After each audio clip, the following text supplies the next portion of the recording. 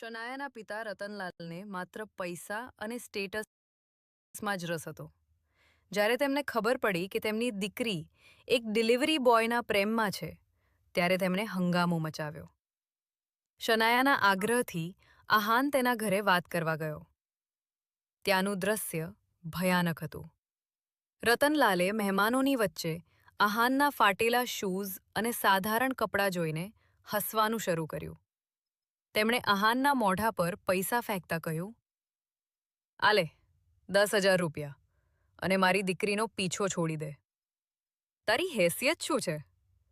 તારા આખા ખાનદાનની જેટલી મિલકત હશે એટલાના તો અમે ઘરેણાં પહેરીએ છીએ." આહાનની મુઠ્ઠીઓ વળાઈ ગઈ. તેની આંખો લાલ થઈ ગઈ. પણ તેને શનાયાનો ચહેરો યાદ આવ્યો, જેને તેને વચન લેવડાવ્યું હતું કે તે ક્યારેય હિંસા નહીં કરે. આહાન નીચું જોઈને ત્યાંથી નીકળી ગયો.